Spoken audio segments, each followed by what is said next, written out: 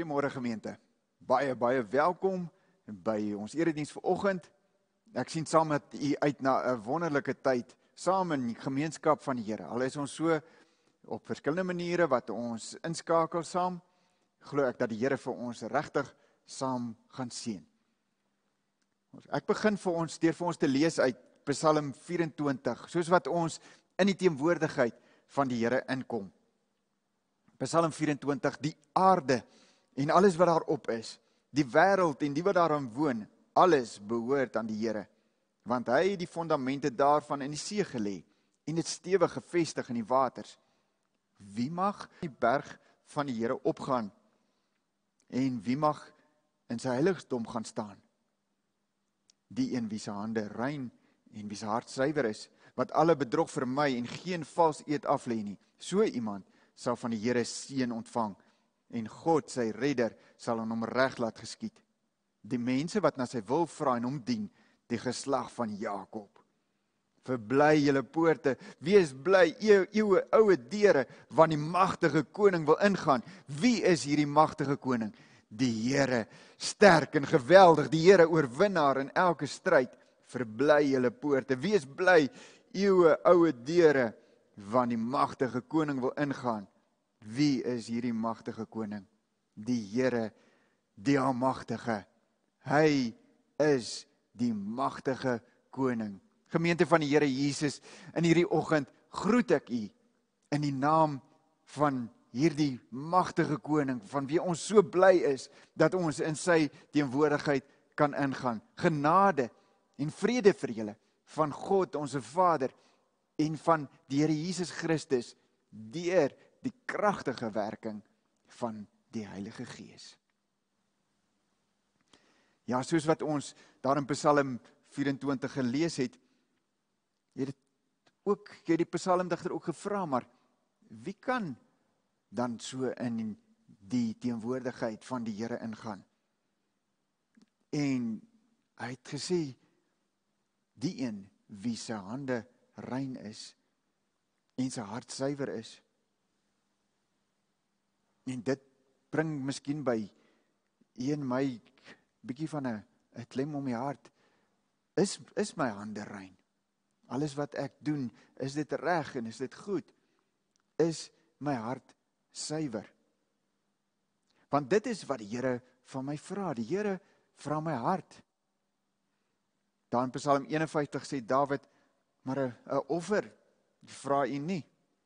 Anders sou ek dit bring, 'n brandoffer wil u nie hê nie. Nee, ons kan partykeer dink, maar ja, op 'n manier, deur een of ander opoffering, of deur myself op 'n manier te straf of so, dan sal ek miskien dalk vir die verkeerde goeders wat ek het gedoen het betaal, dat die Here dan tevrede met my sal wees. Nee, God vra nie dat ons perfekte mense moet wees nie, en hy vra ook nie dat ons hom moet tevrede stel met allerhande offer nie. Dawid sê, die offer wat u wil hê is vir ootmoediging. U sal 'n hart vol ootmoed en berou nie gering ag nie, o God. Die Here soek ons hart. Die Here soek dat ons afhanklikheid voor hom bely, soos wat Dawid dit ook kom doen het. En as u dan ook so in afhanklikheid voor die Here wil kom bid saam met my ook dan Dawid se gebed daar verder. Skep vir my 'n rein hart, o God. Vernuwe my gees en maak my standvastig. Moet my tog nie van u af wegdryf en die Heilige Gees van my af wegneem nie. Laat my weer die blydskap ervaar van iemand wat deur u verlos is. Laat my u weer met toewyding dien. Ja, ons kan die Here in blydskap dien. Ons hoef nie die Here te bly dien met 'n sonde las wat ons saamdra nie, met 'n gewete wat swaar is nie. Ons kan die Here in vryheid dien, want die Here was ons skoon, dat ons skoon voor hom staan, en dat hy ons sien soos sy eie perfekte seun. Sy seun wat hy gesê het, kyk, hier is my geliefde seun, oor hom verheug ek my. En so verheug die Here hom ook in jou, jy wat skoon gewas is deur die bloed van die Here Jesus. Kom ons in ons vreugde, kom ons sing daaroor, as ons sing uit lied 514, ek weet, verseker, Jesus is Here, hy het my sonde uit liefde vergeef.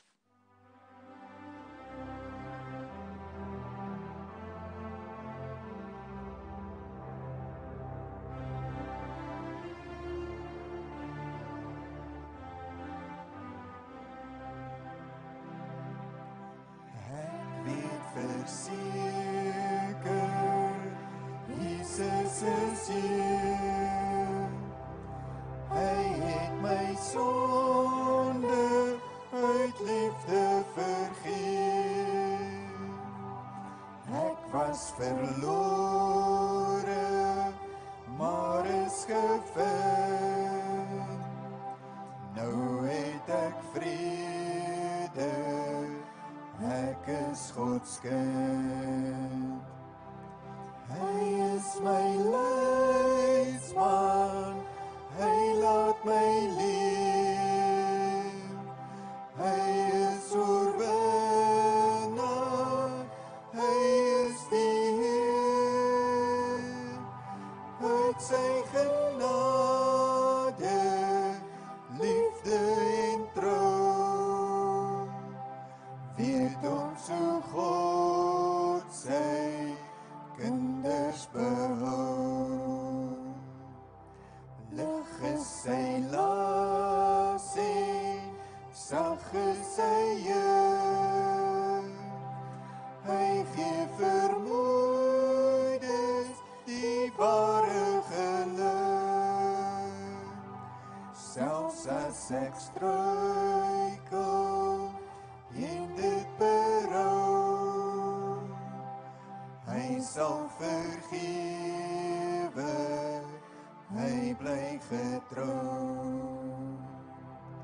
Hy is my leidsman, hy laat my leef.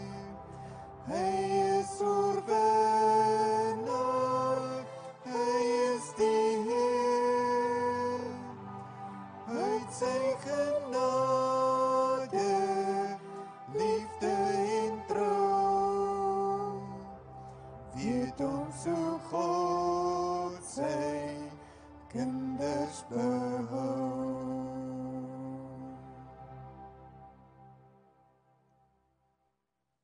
Kom ons doen nou geloofsbelijdenis. En ons geloof gaan ons bely vandag met 'n lied. En in ons lied gaan ons fokus op die Here Jesus. Ons lied is Vlam 232 wat sê Jesus alleen. Jesus alleen. Dit is ons belydenis. Daar is baie goeders in hierdie lewe waarna mense hulle self wend, wat hulle soek vir hulle geluk, wat hulle soek daarvoor dat hulle veilig kan voel in die lewe, dat hulle soek vir troos, dat hulle soek vir hoop in die lewe. Maar ons bely dat ons kry al ons hoop, al ons sekuriteit, alles kry ons net by die Here Jesus alleen. So kom ons bely so ons geloof in die Here Jesus, hy alleen.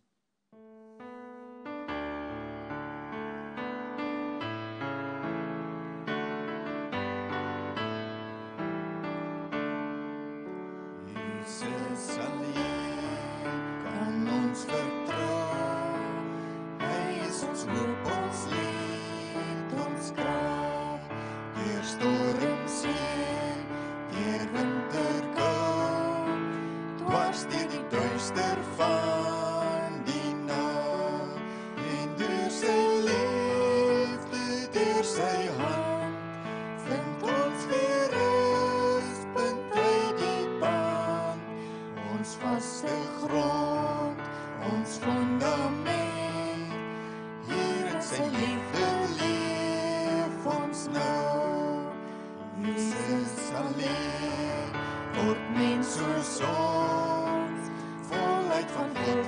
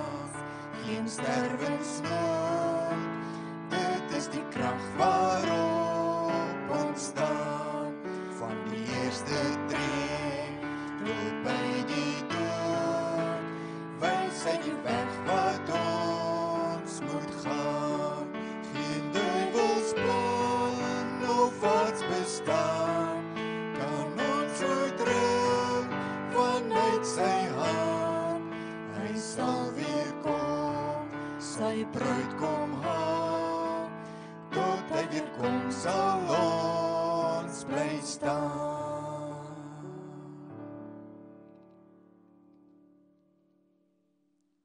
Kom ons kom in gebed voor die Here. Here Jesus, ja, U alleen. U alleen is ons hoop. U alleen is ons anker in die lewe. U alleen is die een na wie ons toe hardloop. In ons onsekerheid, in ons vrees. U alleen is ons begeerte, is ons droom in die lewe. Ons wil U leer ken. Ons wil net meer en meer ervaar hoe U elke stukkie van ons lewens oorneem. Hoe ons minder en minder word in U ongelooflike persoon wat U is. U liefde, U genade, U geregtigheid, U regverdigheid, alles wat U is, dat U net deur ons kom leef en ons lewens kom nuut maak en dat U deur ons 'n wêreld rondom ons wat na U smag. Al weet hulle dit nie, dat U daardie wêreld sal aanraak. Here, ons kom in hierdie oggend voor U troon. Here, U weet ons gaan deur 'n tyd van baie benoudheid, maar in hierdie tyd van benoudheid kom ons ook telkens na U toe. En ja, Here, in verlede week het ons regtig in gebed voor U gekom, want dinge in ons land het so de mekaar gegaan en ons so bekommerd gemaak en bevrees gemaak van waarop dit alles kon uitloop. En ons het in gebed voor U gekom en dis rustiger. En ons wil regtig vir U dankie sê.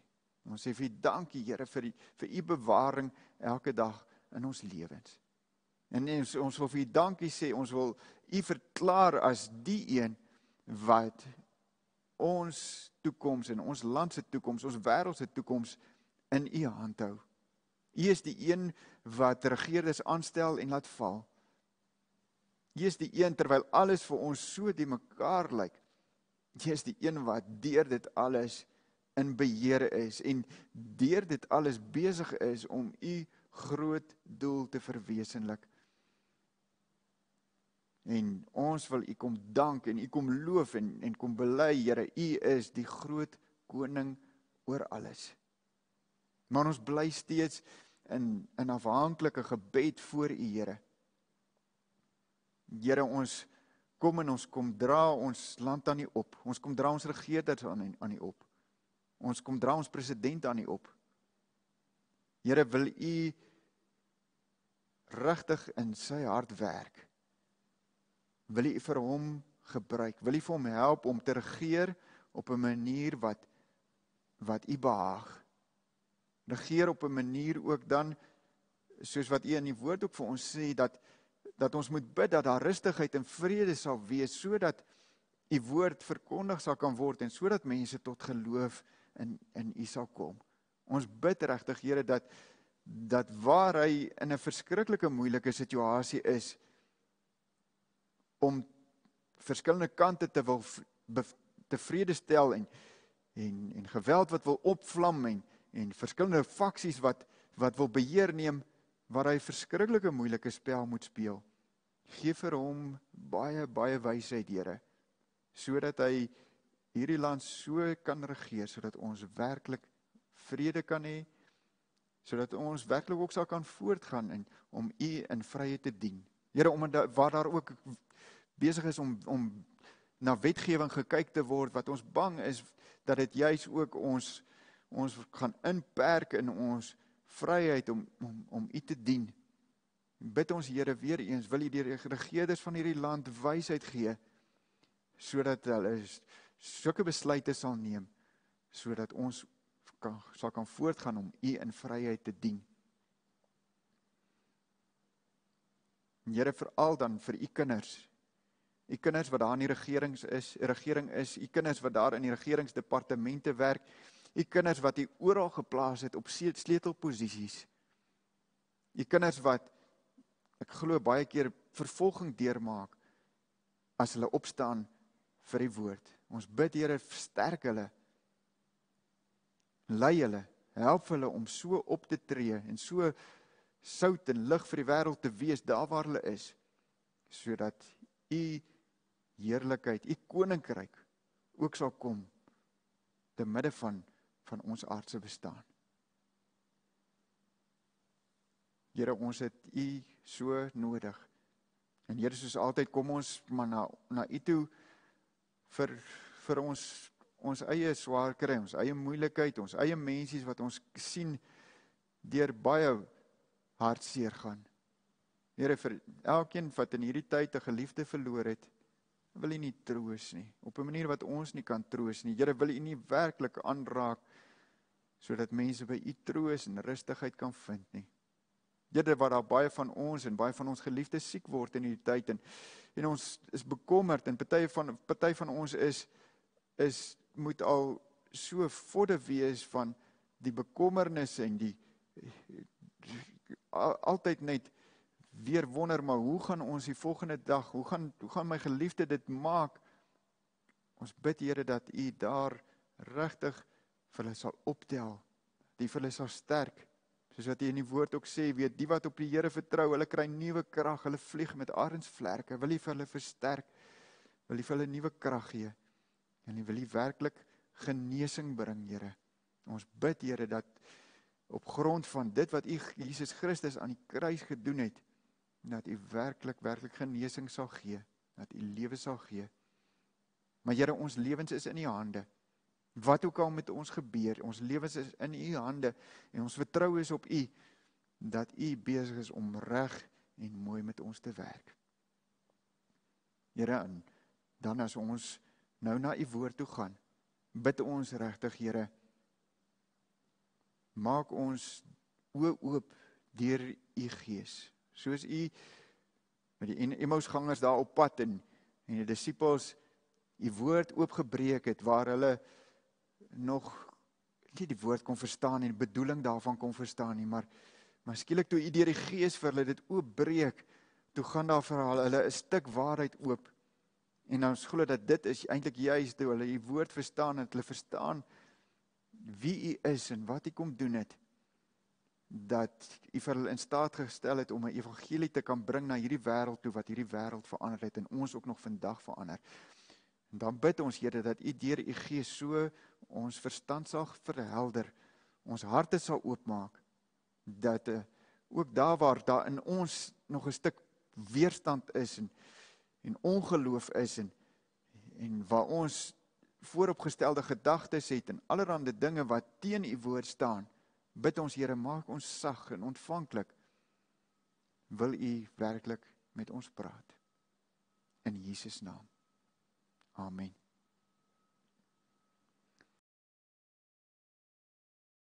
As kinders van ons Hemelse Vader, wil ons so graag om met ons lewens bly maak.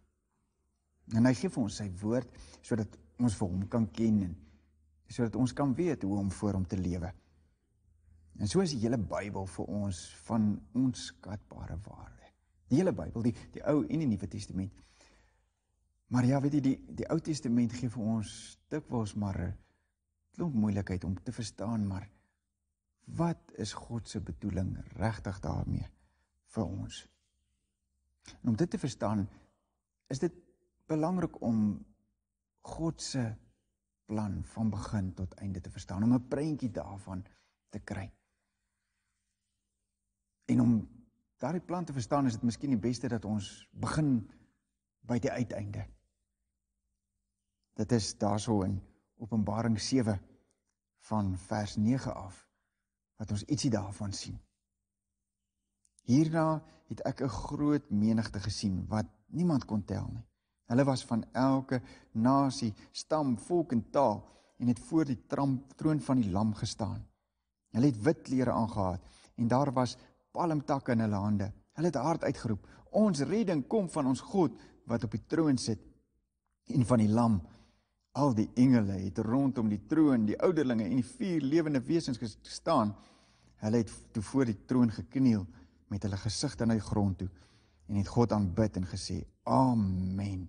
Die lof, die eerlikheid, die wysheid, die dank en die eer, die mag en die sterkte behoort aan ons God tot in alle ewigheid. Amen. Kan jy daardie prent sien? Massas geredde mense wat voor die troon staan en aan hom al die lof en die eer en die heerlikheid, al die erkenning toebring, want hy is dit waardig. Dit is God se plan, om sy seun die hoogste posisie in die heelal te gee, dat almal hom sal ken en dat almal hom sal eer. Nou daardie plan begin reeds ver terug in die Ou Testament.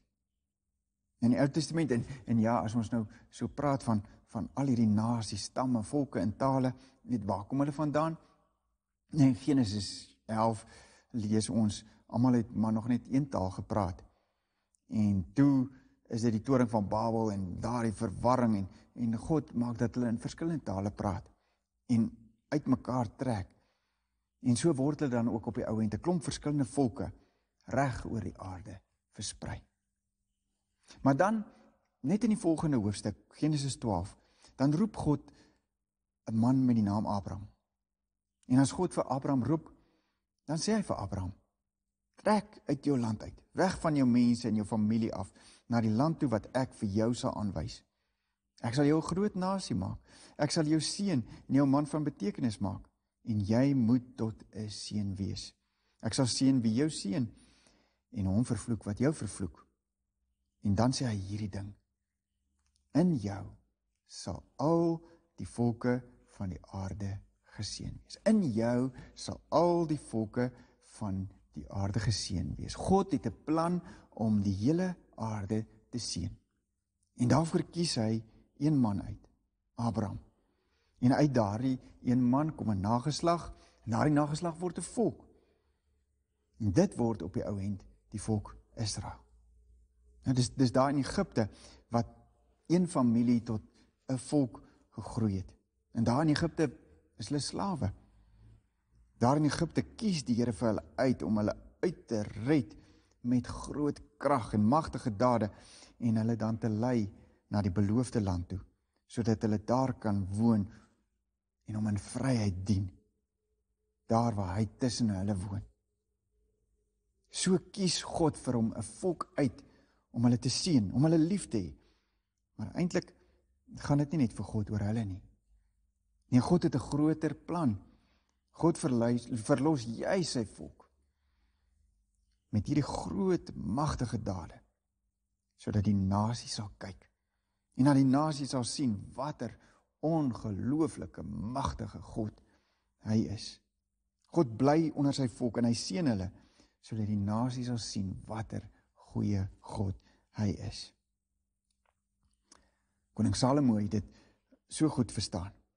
Weet, nadat hy die tempel gebou het, hierdie grootse gebou, wat die simbool van God se teenwoordigheid onder sy volk is, dan bid hy, en hy bid dat die Here sy volk werklik sal seën. En dan in Konings 8 vers 59, dan sê hy, mag hierdie woorde van my wat ek in my smeking voor die Here uitgespreek het, dag en nag by hom, die Here ons God wees, sodat hy die reg van sy dienaar en van sy volk Israel sal handhaaf, soos dit van dag tot dag nodig mag wees. En dan sê hy, dan sal al die volke van die wêreld besef, die Here is God. Daar is nie 'n ander nie. En so dwars deur die Ou Testament kan ons daar draad sien, die heeltyd van God wat sy volk seën. God wat by sy dienaars is, maar telkens weer dat die wêreld kan sien, dat God die een is wat red, die een is wat magtig is. Dis as dit ware so deur Israel te seën, dat God die wêreld jaloers maak, sodat hulle ook sal begeer om dit te hê. Maar daar's meer, want eintlik gaan dit nie oor die volk Israel nie. Eintlik gaan dit nie oor Abraham nie. Want as God hierdie belofte aan Abraham maak, dan maak Galasiërs 3 dit duidelik. God het sy beloftes aan Abraham en aan sy nakomeling gegee. Sy nakomeling, die Here Jesus, sodat die manier wat die nasies geseën sal word, sal wees in die Here Jesus. So dek die hele Ou Testament eintlik die tafel, maak die verhoog gereed vir die groot skouspel van God se gloriewerk wat hy gaan doen in die Here Jesus. Alles wat in die Ou Testament gebeur, wys op die Here Jesus. Elke wet, elke offer, elke profesie, elke psalm wat gedig is, moet hulle vervulling kry op 'n manier in die Here Jesus. Ja, en as die Here Jesus dan na sy opstanding verskyn aan sy disippels, dan maak hy hulle oë oop om die skrif te verstaan. Dat hulle kan raak sien dat die hele skrif wys op hom. En dis dan ook wat hy vir hulle sê daar in Lukas 24 vers 44. Dit is die betekenis van die woorde wat ek vir julle gesê het toe ek nog by julle was. Naamlik dat alles vervul moet word wat in die wet van Moses en in die profete en in die psalms oor my geskrywe is. Nou die wet, die profete en die psalms is 'n manier om te verwys na die 3 groot dele van die Ou Testament. Alles daar is oor Jesus geskryf, sodat ons moet weet, hy is die Messias. Hy is die een wat red. Sodat deur alles wat in die Ou Testament gebeur, dat ons sal verstaan, maar ons het hom nodig. Ja, want ja, God kies hierdie volk uit, en hy seën hulle, maar ook op baie maniere faal hierdie volk. En raak dit duidelik dat hulle, net soos ons, 'n verlosser so nodig het. So die Ou Testament eindig met hierdie groot afwagting, dat die Here Jesus gebore sal word, om ons van ons sondes te verlos.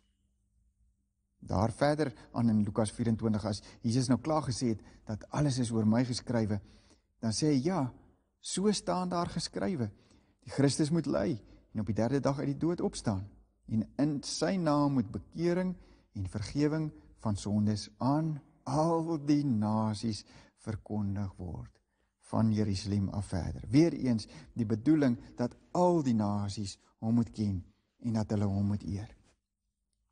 Maar ja, so deur die hele Ou Testament, was God se fokus op hierdie een volk, wat hy uitgekies het, wat hy wou seën, en wat uit hulle uit, sou die verlosser, die Here Jesus, gebore word. Maar eintlik dan, by Jesus, kom die groot draaipunt, waar God se plan nog heeltyd gefokus het na binne toe, na een volk, na een plek, na een kultuur toe, is daar nou 'n groot ommekeer in Jesus, want die evangelie gaan nou na die nasies toe. Een plek waar dit vir my verskriklik mooi uitkom, hierdie draaipunt, hierdie ommekeer, wat by die Here Jesus kom, is as die Here Jesus daar by die Samaritaanse vrou by die put sit. Jy weet, as hy daar by haar sit en praat, en later dan raak sy nou bewus dat hierdie is maar nie net 'n gewone man nie, wat met haar praat nie.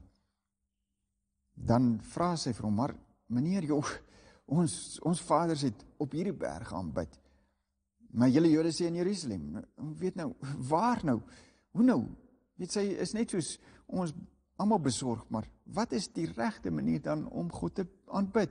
Moet ek dit hier doen, of moet ek dit daar doen, moet ek hierdie rituele uitvoer, watter groot woorde moet ek gebruik, watter goeie sal ek doen, hoe sal ek die Here behaag?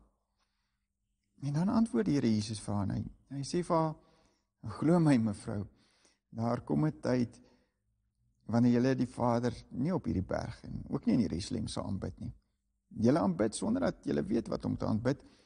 Ons weet wat ons aanbid, want die verlossing kom uit die Jode. Nee, dit was God se plan vanuit die Ou Testament uit. So dit was reg om God in Jerusalem te gaan aanbid. Maar dan sê Jesus, maar daar kom 'n tyd. En dit is nou, wanneer die ware aanbidders die Vader deur die Gees en in waarheid sal aanbid. Want die Vader wil juis hê dat mense wat hom aanbid, dit so moet doen. Weet, God soek ware aanbidders. Ware aanbidders. Mense wat deur sy Gees wedergebore is, sy kinders wat in geloof aan hom vasgebind is. Deur sy Gees bly hy in hulle, sodat hulle deur hom, die Here Jesus, die waarheid, werklik gemeenskap met die Vader kan hê. En dan is dit irrelevant. Dan maak dit nie meer saak, mevrou, of bid jy hier of daar, of doen jy hier dit julle, of gebruik jy daar die woorde nie, dit maak glad nie saak nie. Wat saak maak, is die Gees van God wat jou hart kom wederbaar en vir jou 'n nuwe mens maak, sodat jy in 'n nuwe verhouding met die Here kan lewe. God is Gees en ons moet hom in Gees en in waarheid aanbid. Die Jesus, ja, hy kom uit die Jode en hy is uit die Jood, as 'n Jood gebore. En sy bediening is ook dan daar in Palestina, die beloofde land, hoofsaaklik onder die Jode. Maar dit is asof die evangelie die heeltyd wil uitbreek hieruit. Dis elke nou en dan is dit een of ander heiden op die toneel. Dan is dit offisier wat sy slaaf siek is, dan is dit Kanaanietiese vrou wat net vir Jesus wil byplaat, dan is dit ook dan hierdie Samaritaanse vrou. Elke nou en dan is dit asof die nasie smag na die redding wat Jesus bring.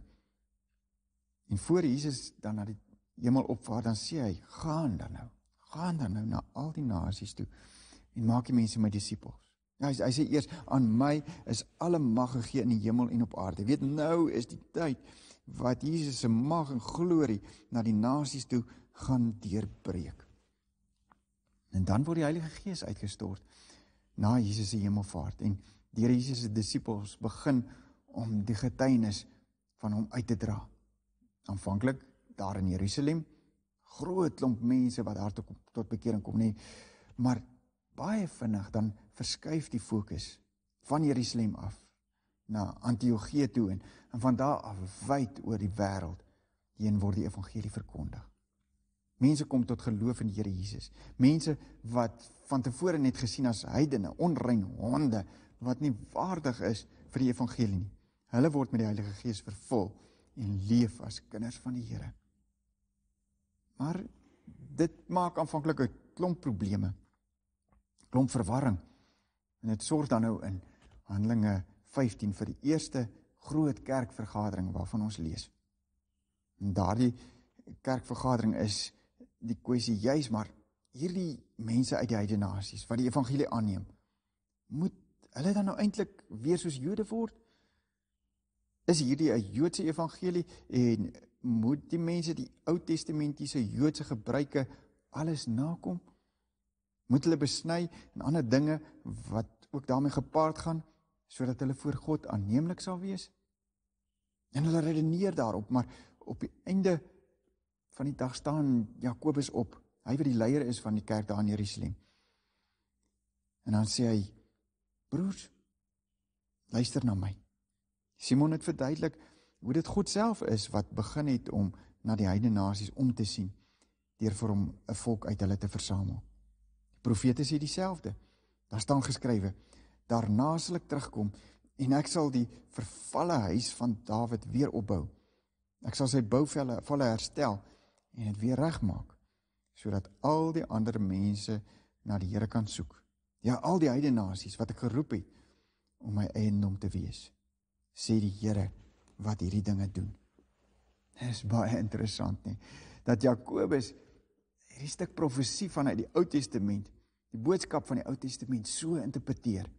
Weet, daar's hierdie beloftes uit die Ou Testament. God wat sy volk wat in ballingskap weggevoer is, wat versprei is oor die hele wêreld, dat hy beloof het dat hy hulle weer bymekaar sal maak van oor die wêreld heen en dat hy hulle weer sal opbou en hulle weer sal herstel in hulle vroulike glorie. Dat hy hulle weer sal seën, maar Jakobus sê dit gebeur deurdat hy die heidene nasies na hom toe roep. Dit is hoe God Dawid se bouvalle herstel. Hoe God sy beloftes aan Israel in die Ou Testament vervul. Hy doen dit deur mense uit die heidene nasies wat in hom glo, sy volk te maak. Dit is ook dan wat Paulus in Galasiërs 3 van vers 28 af sê. Dit maak nie saak of iemand Jood of Griek of slaaf of vry of man of vrou is nie. In Christus Jesus is julle almal een. En as julle aan Christus behoort, is julle nakomelinge van Abraham, erfgename kragtens die belofte van God. 2 Korintiërs 1 vers 9 sê vir my so mooi, Christus is die ja op al die beloftes van God. Weet, alles is in hom vervul. Ja, en hierdie vergadering gaan Jakobus daar aan en hy sê, juis omdat hy nou besef het dat God mense uit die heidene nasies roep om sy eiendom te wees. Meen ek, ons moet dit nie moeilik maak vir die heidene wat hulle tot God bekeer nie. Maar ons moet vir hulle skrywe om nie vleis te eet wat aan 'n afgod geoffer is nie. Nee, hulle moet hulle ou maniere los. Hulle kan nie aan hulle ou aanbidding vasklou nie. Want dit is onrein. Dat hulle onsekere sedelikheid moet vermy. Geen dier wat verwrig is moet eet nie, en ook nie bloed moet eet nie. En verder moet geen verdere las op hulle gelê word nie, want hulle is nou kinders van God. God het besluit self om deur sy gees in hulle te woon en hulle nie te maak. Paulus skryf ook vir die gelowiges in Kolossense, daar in Kolossense 2 vers 16. Daarom moet julle nie dat iemand vir julle voorskrywe wat julle moet eet en drink nie, of dat julle die jaarlikse feeste of die nuwe maansfees of die Sabbatdag moet vier nie. Nee, as gelowiges uit die heidene nasies, is julle vry van hierdie goeders. Hoekom? Vers 17, dit alles is maar net die skaduwee van wat sou kom. Weet, al hierdie goeders uit die Ou Testament het een doel gehad, en dit was om op die Here Jesus te wys. Dit was die belofte van Christus wat sou kom. Maar nou is hy hier. Die werklikheid is Christus, sê Paulus. Die werklikheid is Christus. So al hierdie dinge uit die Ou Testament was soos 'n padwyser gewees. Nee, 'n bord op die pad wat vir jou sê, draai, as jy hier draai, dan kan jy Hoopstad toe gaan. En as jy verdwaal en jy kry so 'n bord, dan is dit vir jou wonderlik wat daai bord vir jou kan beteken. En jy verheug jou in hierdie bord. Maar dit sou die domste ding wees om net by daardie bord te bly. Omdat jy so bly is oor die bord. Jy gaan mos huis toe, want die bord het jou gewys waar jy kan tuiskom.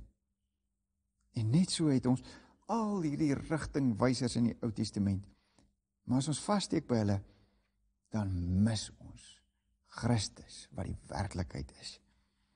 Christus is alles. En alles gaan daaroor dat ons verenig met hom moet wees. Dis wat Paulus dan verder in 2 Kolossense 2 vers 20 sê, julle het saam met Christus gesterwe en is dus dood vir die wettiese godsdienstige reëls van hierdie wêreld. Waarom lewe julle dan nog asof julle aan hierdie wêreld behoort?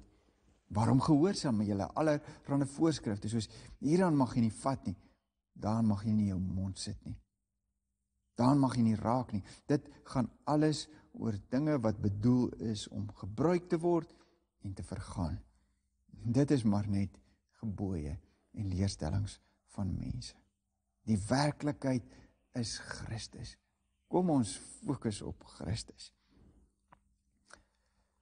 So, dit was God se plan, dat die wonderlike boodskap, die wonderlike evangelie na die heidene nasies toe gaan. En dat daar uit die heidene nasies, soos Paulus ook in Romeine 15 skryf, dat daar uit die heidene nasies 'n offer sal wees, wat vir God aanneemlik is, 'n offer van lof, wat opklink voor sy troon. En in hierdie gaan van die evangelie na die heidene nasies toe, was dit eintlik juis so, dat die Jode hulle verset het teen Jesus en teen die evangelie. Dis iets wat ons dwars deur die boek Handelinge ook sien. En die boek Handelinge maak ook juis hiermee klaar deur te sê, hierdie volk se verstand is afgestomp. Hulle het hulle ore toegedruk en hulle oë toegemaak. Dan sê 'n bietjie verder, julle moet nou goed verstaan dat God se boodskap van redding na die heidene nasies toe gaan. hulle sal luister. So op 'n manier het juis die verharding van die Jode dit moontlik gemaak in God se groot plan dat die evangelie na die heidene nasies, na ons, na die uithoeke van die wêreld toe kan gaan. Maar dan bly daar dan nog 'n vraag oor, nee. Wat dan nou van die Jode? Beteken dit dan nou God het sy volk weggegooi? Beteken dit dat God nou glad nie meer getrou is aan hulle en die beloftes wat hy aan hulle gemaak het nie? Nee, glad nie. Paulus staan daarby stil in Romeine 9-11, wat hy sê, maar ja, die Jode het vir Jesus verwerp. Maar dit het gemaak dat die heidene nasies soos 'n wille olyf op 'n makolyf ingeënt kan word, weet, sodat ons nou deel van God se volk kan wees. Maar God kyk nog steeds met verlange na die Joodse volk, dat hulle na hom toe sal terugkeer.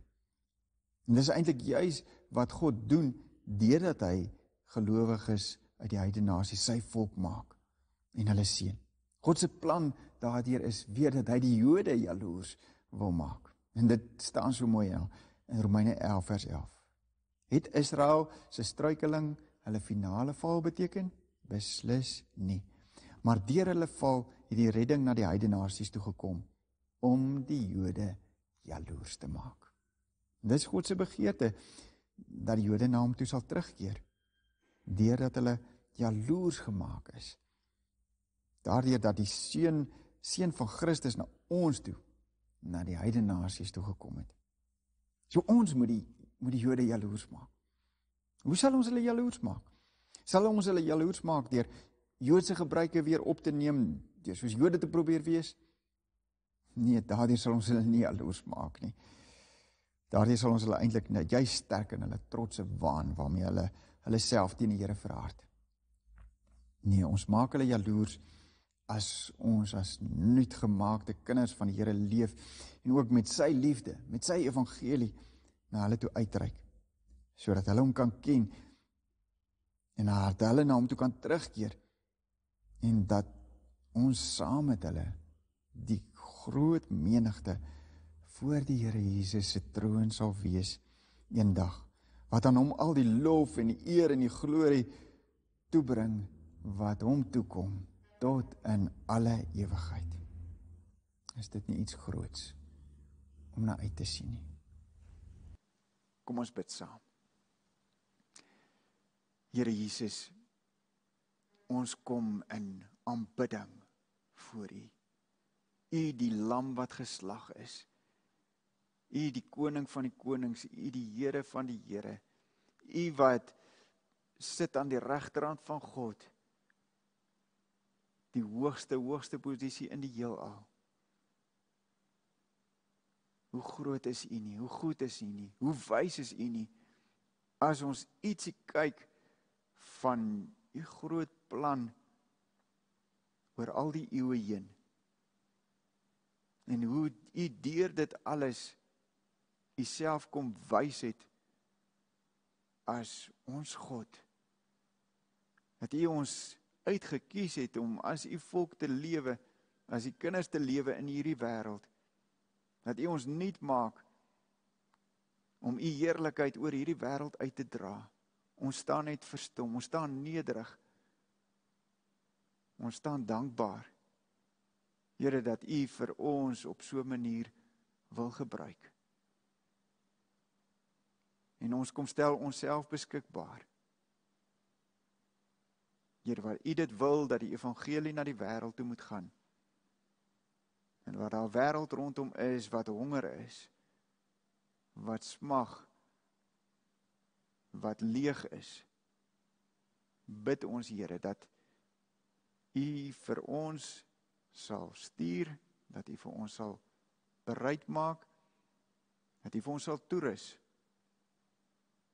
en dat U vir ons elke dag sal gebruik, deur U Heilige Gees, oral om mense met U wonderlikheid aan te raak, en dat mense na U toe sal kom, en dat hulle saam met ons die menigte voor U troon sal wees, om U eendag tot in alle ewigheid te eer en te aanbid.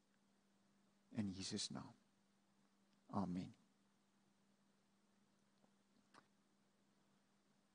Ons gaan afsluit met lied 478 op vaste fondamente. Vaste fondamente het God sy kerk gebou. En hy sê, hy herskep deur woord en gees, verlorenes op aarde, dat hy sy volk kan wees. Hy roep uit alle volke, 'n volk vir hom te saam. Ons is deel van daardie volk, en as ons dan op die ouend vers 4 lees, o Heer, skryf in ons harte, dat ons dit nooit vergeet. Al pynig ons die smarte, al martel ons die leed. Weet, hierdie swaar kry, hierdie verwarring, alles wat ons deurgaan, die kruis van ons verlosser, sluit vergesigte oop in 'n verwarde wêreld. Bring dit weer vaste hoop.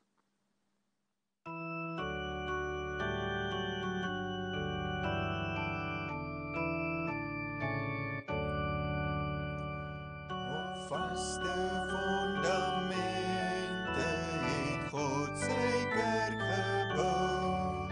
Apostels en profete het ons dit toevertrou. Die koning van die hemel hersteker word en geef. Verlorenes op aarde, dat al sy volk kan wees. Hy roep uit alle volke, 'n volk vir hom te saam. En in geloof en werke, en in sy heilige naam. Hy gee die brood en beker, hy gee die heilige doop, om hulle te verseker, ek het jou deurgekom. O Heer, skryf in ons harte, dat ons dit nooit vergeet. Al pynig ons die smarte, al martel ons die leed. Die kruis van ons verlosser, sluit vergesigte oop in 'n verwarde wêreld, bring dit weer vaste hoop.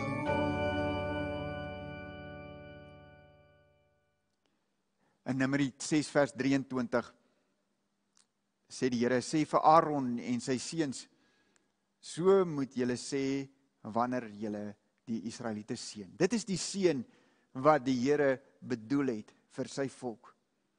En in Christus is ons nou deel van God se volk.